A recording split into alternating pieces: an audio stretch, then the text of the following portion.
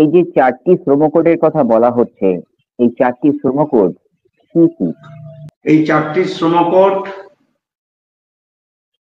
এর মধ্যে 2019 সালে ওরা পাশ করেছিল ওএস কোড, মজুরি কোড পার্লামেন্টে।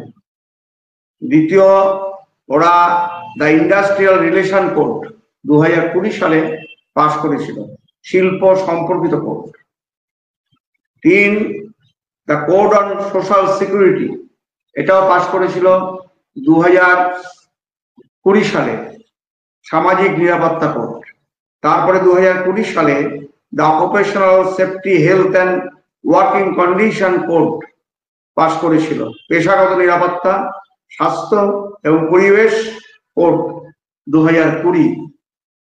লোকসভায় এই 4টি কোড 19 এবং 20 সালে কেন্দ্রের মোদী সরকার পাশ করিয়েছিলেন।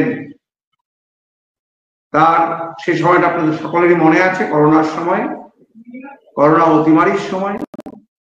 এই সময় সংখ্যাগরিষ্ঠতার ভোটে কোনো আলোচনার প্রায় সুযোগ না দিয়ে এই কোড পাশ করিয়েছিলেন কেন্দ্রের মোদী সরকার।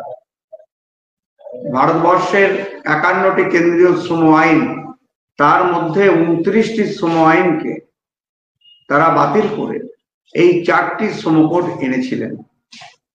এই শ্রম আইন পরিবর্তনের জন্য কখনোই কোনো শ্রমিক সংগঠন বা শ্রমিকদের পক্ষ থেকে দাবি তোলা হয়নি। দাবি তুলেছিল মালিকরা। তারা বলেছিল বিজনেস ফ্রেন্ডলি। বিভিন্ন ইন্সপেক্টর রাজ খতম করার নামে তারা কিন্তু দাবি তুলেছিল যে শ্রম আইনের পরিবর্তন করা হোক। তাদের দাবির কাছেই বাস্তবে মাথা নত করে কেন্দ্রের বিজেপি সরকার এই 4টি শ্রম কোড এনেছে।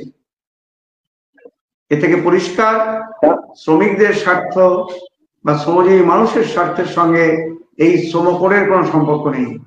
শ্রম কোডের সম্পর্ক মালিকদের স্বার্থকে রক্ষা করার সাথে। এ কথা আমরা পরিষ্কার করে বলতে চাই এআইইউটিইউসির পক্ষ থেকে।